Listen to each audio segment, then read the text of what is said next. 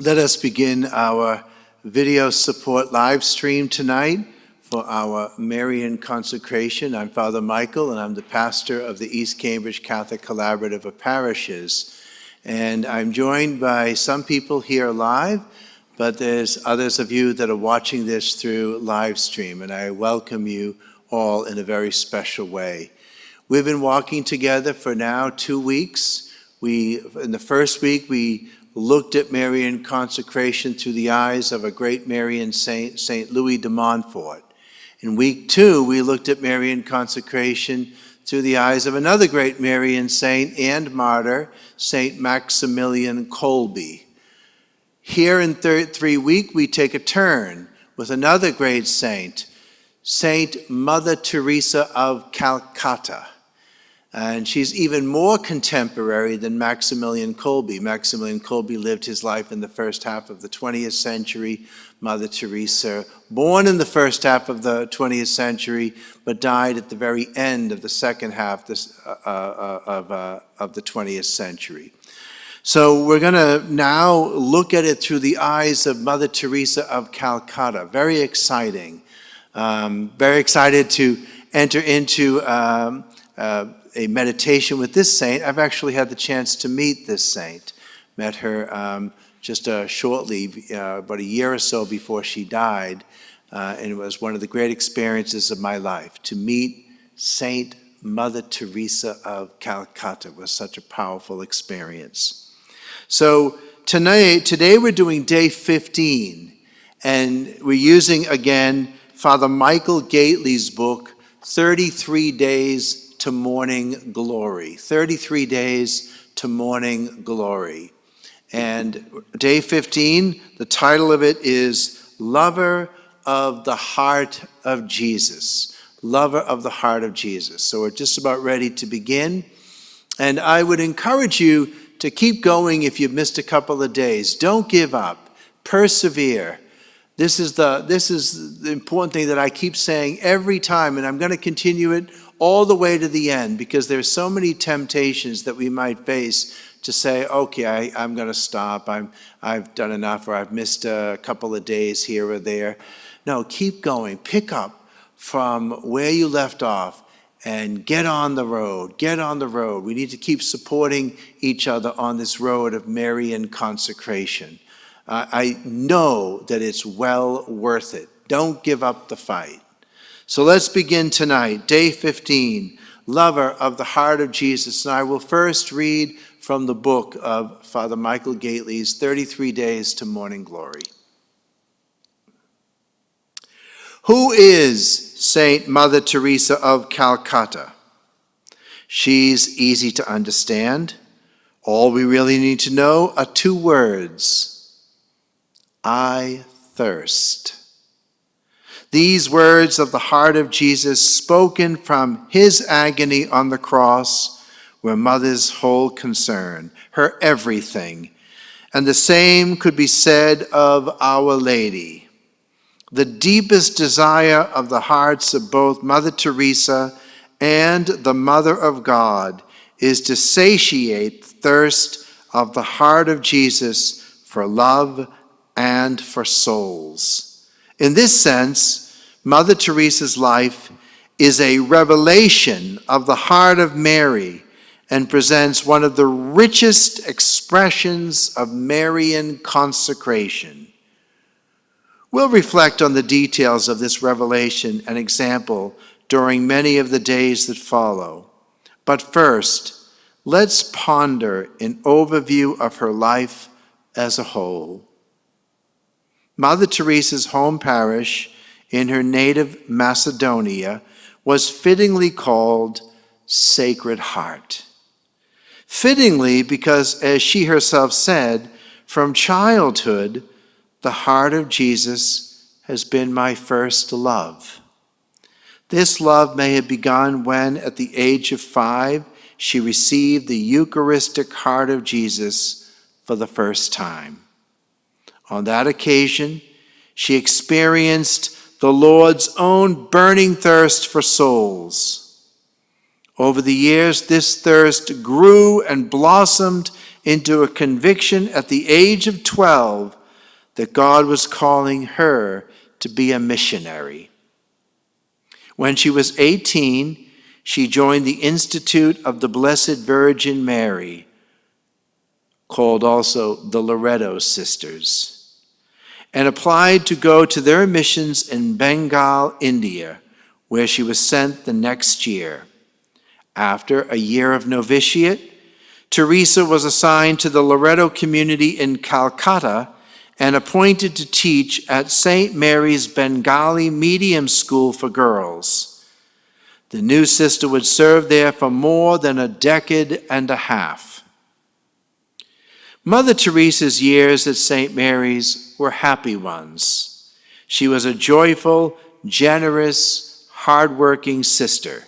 In fact, she was so generous with the Lord that with the permission of her spiritual director, she made an extraordinary vow to refuse Jesus nothing.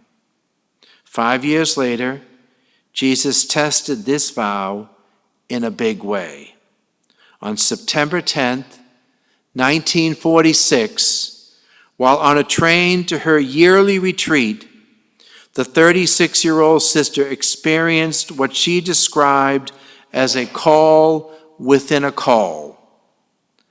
The details of this call became clearer in the subsequent weeks and months through a flood of mystical experiences that included visions.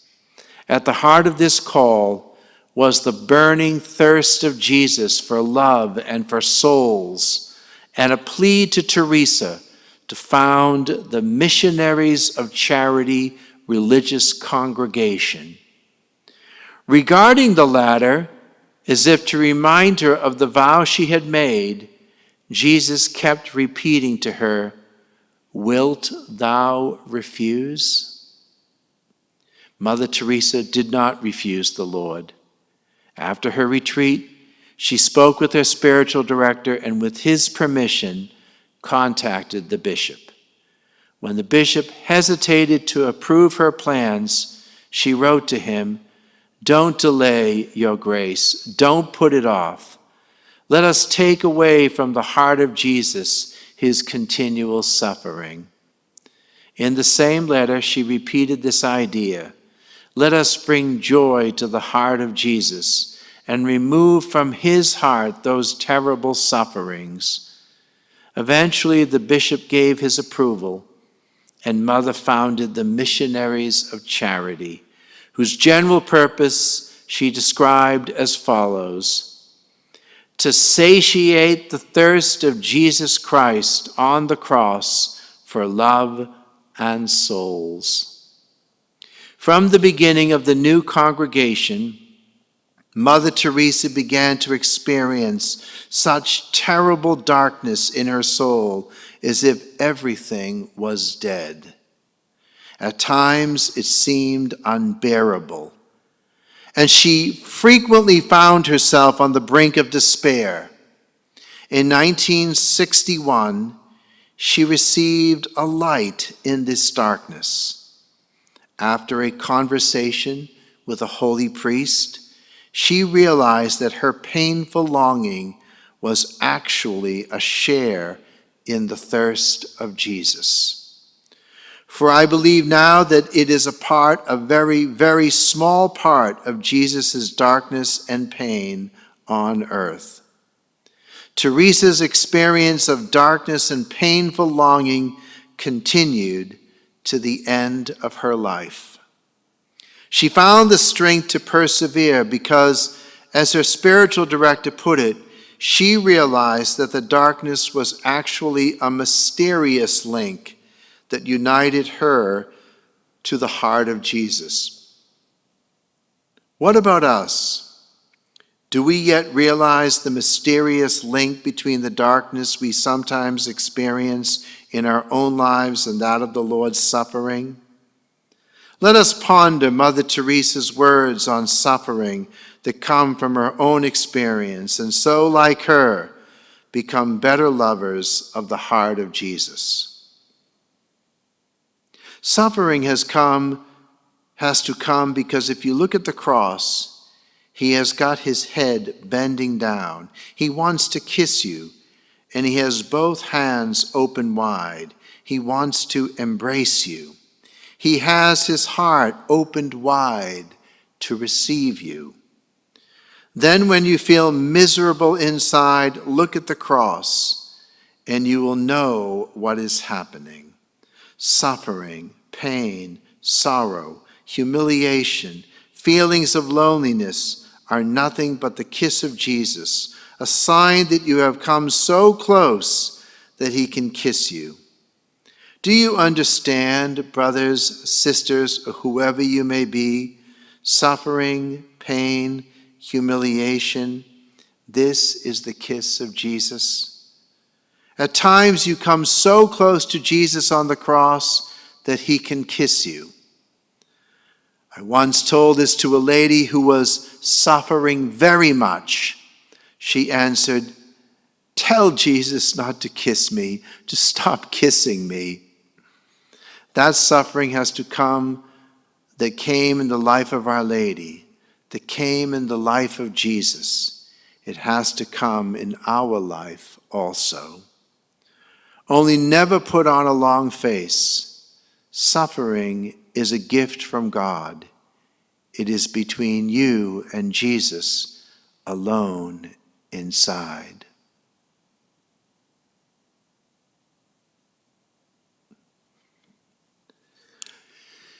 Brothers and sisters, that is the end of our reading for day 15 in the book. And now I might just give a few words of commentary and support. Suffering is always part of the road of a disciple of Jesus. Jesus says to his disciples, "Pick up your cross and follow me." We hear those words, but sometimes we pass over those words all too quickly as disciples of Jesus. We don't really think sometimes that it means that we're going to have to endure the cross. So we, like everybody else, tries to run away from the crosses and sufferings and difficulties in our life. We try to just say, "I really don't want those. I don't want to be a part of those." But it's truly part of discipleship. It has to be a part of our discipleship. It's not suffering for its own sake. It's suffering that leads to new life and reconciliation and glorious life. And that doesn't mean we're not happy as disciples of Jesus. The happiest people are those who follow the will of God and do God's will. Mary, the mother of the Lord, was the happiest person to ever live. Even though she endured sufferings and entered into sufferings, she was the happiest person that ever lived doing the will of God. She didn't run away from suffering, as I often say, she ran toward it. It's sort of like when you see those heroic personalities in our life that don't run away from suffering but run toward it. Our policemen and police women, in the face of danger, they don't run away, they run toward. The firemen run toward the fire, not away from the fire, to enable to help others. Nurses and doctors, they run toward the suffering. They don't run away from it. And discipleship of Christ is kind of like that. We have to walk as disciples, run toward the cross. Because when we pick up that cross and do God's will, it leads to greater life, greater joy, greater peace in the sacrifices that we make in our lives. Sacrifice actually leads to happiness. Because sacrifice is all about love. And every single one of us wants love in our lives. We want to feel love. We want to give love. We want to experience love. We want to experience a part of who God is. God is love. And God came into the world to give up his life that we might have life in eternity. And what that means for us on this road and this earthly life is that we too have to walk that road, making sacrifices, not attaching ourselves to the things of the world. We have to put aside quite often the things of the world, temptations and all these temptations to comfort and leisure and all that thing. That doesn't mean you don't take some time off in vacations and have some enjoyment in your life. But we don't live a life of leisure as Christians. We live a life dedicated in the service of others. That's what it means to be a Christian, if you want to get at the heart of it. Jesus never said, I came to be served. I came not to serve, but not to be served, but to serve, and to give my life as a ransom for many. And so must the disciples. That's what he called his first disciples to. That's what he calls us to. And it's a way of joy. And we can do that with Mary helping us. And Mother Teresa, the great saint, showed us that path, that Jesus thirsts for us. He wants us to unite ourselves, to him. So these are some of the first initial things I want you to experience. I have another question. What details of Mother Teresa's spiritual growth and development stand out to you and intrigue you? Why? So what details of Mother Teresa's spiritual growth and development stand out to you and intrigue you, and why? Was it her first Holy Communion at 5 years of age? Was there a burning thirst for souls revealed to her at such an early age by Christ? Was it her desire to be a missionary? Was it her acceptance of terrible darkness out of love for Jesus? I think I could say, at least I would say all of the above. It must have been remarkable for Mother Teresa, who felt that deep interior calling, a vision of Jesus on September 10th, 1946, that called her to a new way of life, a life of complete service and dedication. And she responded to that call. But shortly after that, no more visions, no more experiences like that for the rest of her life. And she would live 50 years more. But no more experiences like that. Now she had to live the way of the cross, walking it quite often in darkness, not knowing what to expect next. But she did it with such faithfulness. And that's why she's one of the great saints of our age. She walked the way of the cross, uniting her love to Jesus' love, and she brought new life and hope through that to so many, even the weakest of the weak, the poorest of the poor. Let us do the same in our own lives. Let us walk the road of the Mother of God, and now united to that, saints like Teresa of Calcutta, Maximilian Kolbe, Louis de Montfort, and many others. Thank you, everyone. It's been a joy to kind of walk a little bit of this road with you tonight in a little video support. I encourage you, keep going. We have a big Mass on Saturday night, May 31st, and we want everybody there. We're asking you, if you're doing the Marian consecration, to wear white. We want to see either a white shirt, a white dress, something white that can speak that you're doing the consecration with so many others. And we want everyone to get there early, about 6:15 p.m. We want all those doing the consecration to get there by 6:15 p.m. The rosary will begin at 6:30. Mass will begin at 7 p.m., celebrated by Archbishop Henning and celebrated by Bishop Cristiano and some other priests. So we hope you can be there. I want you to be there, and I want you to walk with us the whole way. God